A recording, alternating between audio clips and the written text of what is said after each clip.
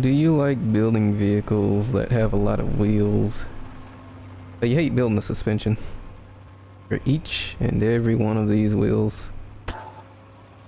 Yeah, me too. It would be pretty cool if there was some sort of tool that would take the constraints you put on one wheel and just replicate them onto a bunch of other wheels. That would be a pretty cool tool. And that's what this video is about. A couple things I want to mention. This is a Starfall chip, so it's probably not going to work everywhere. However, unlike other chips like, let's just say CTMC, you only need to basically use this while building a vehicle. Building a video. That's what I'm doing right now. Okay, I'll show you how to use this bad boy then. So unlike Expression 2, if you have Starfall installed, you do have Starfall installed, right? Well, this thing is going to be at the very bottom of the build menu. It gets its own tab over here, Starfall processor. So you're just going to want to spawn that thing down. The thing that's kind of annoying is you go from the Starfall chip to the wire tool. You do have to cross tabs. It can be kind of awkward. I still haven't gotten used to it. So we got 4 inputs. You can see sample entity, which I'm going to wire to the wheel, and sample base, which I'm going to wire to the base plate. There's something representing the base plate. See what I mean in a second. There's also an entities, which my entity marker isn't linked to anything, but I'll wire that up anyway. And another base. We'll go ahead and wire that to this base. Okay, so quick recap. This base, this entire thing has no constraints whatsoever. However, that does have constraints. This wheel has constraints to this base that I want replicated across all of these wheels to this base. So already I hope you can see what the sample means. Basically, sample entity is the wheel in this case, and the sample base is the base in this case. This chip will only replicate constraints between the two sample entities, in this case the wheel and the base. So there's a no collide on here, however, that no collide doesn't affect the wheel. It's only like attached to the gate.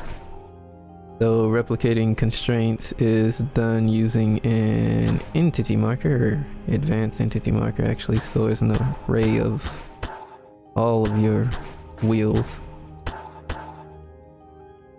We'll go ahead and wire that up. Now we should have everything we need to replicate the constraints. So another nice thing about this chip is it doesn't have to be aligned. However, one important thing is it's going to copy these constraints as they are in the world to each of the wheels. And I can just show you that real quick. Let's go ahead and look at the base plate while I do this. There we go.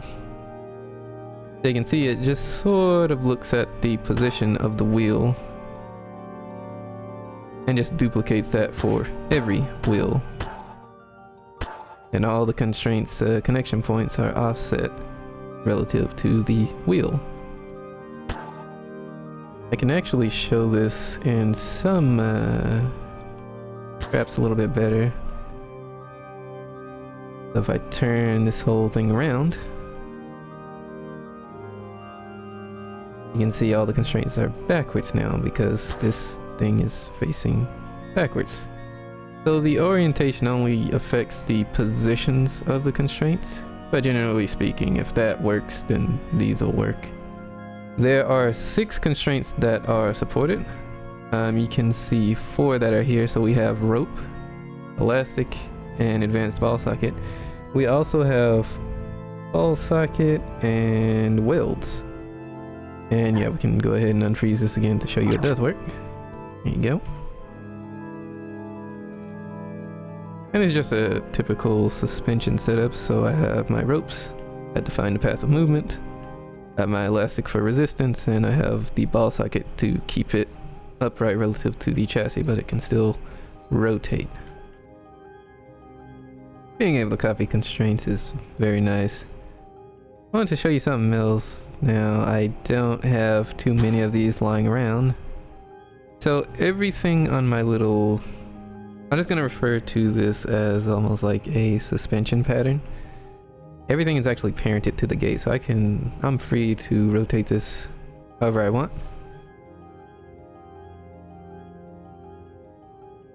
And I've even included an advanced entity marker on these.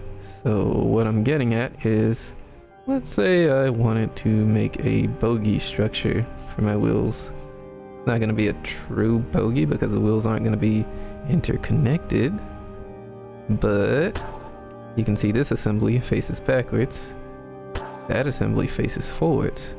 This assembly's entity markers are on the front wheels.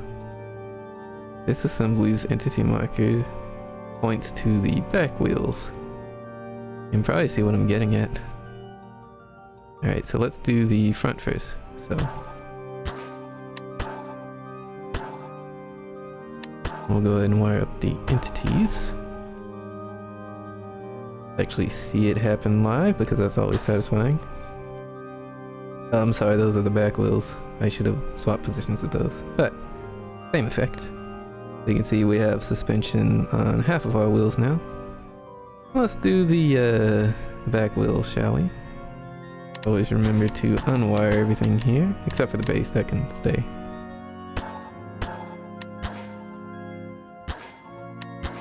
We'll go ahead and use this entity marker, and we'll see what happens. There we go. Also, the Starfall dupes like all of its wire connections with the vehicle, but don't worry about that too much. Ooh, lag. But yeah, you can see it's almost like a bogey effect, even though it's not a true bogey necessarily. So that's nice, being able to basically save assemblies. These two are kind of useless, but yep, standard elastic suspension. And the way you go about making your suspension is entirely up to you. You don't have to fiddle around in the text editor. You can make it by whatever means you see fit, using precision alignment, precision with a prop that you use to connect the points to the base plate, whatever you want. There are a few settings in this chip that I forgot to show off. Hide constraints. That basically makes any sort of rope or anything that has width to it invisible if you set it to true. And you actually have to type this out as well. So if I want to show the ropes, I would set this to false. However, this only shows ropes if you haven't hidden the ropes in the constraint already. So generally speaking, we just leave that to true. And this do constraints is the key you press to go ahead and make the constraints. So I have key.g. This is how you do keybinds in Starfall. So instead of using a string, you do key dot the key you want to use. What else? Ah yes. So there's no button to remove the constraints. I didn't want people accidentally removing their constraints. So what you do instead is you, with the remover tool, just look at your base plate and hit R, and that gets rid of them. It's kind of like a safety precaution. Alright then, that'll do it for this one. Good to not have this thing be like 30 minutes long. Also, you might be wondering why I'm talking weird like this. I feel like I stutter a lot and speak a bit too fast, so I'm trying to take it slow now. But on to the important things before I properly wrap this video up, which is, if you have any requests, suggestions, definitely let me know. However, this ship, and again, it supports 6 constraints. And well, yeah, sure. Just shoot me the suggestions if you have any. If you come across any odd behavior, of course, do let me know. I'm not as proficient with Starfall as I am with Expression 2. But, you know, definitely try to fix it. Okay, I think that's gonna be it. So, until next time, I hope you find this ship useful, and I'll see you around.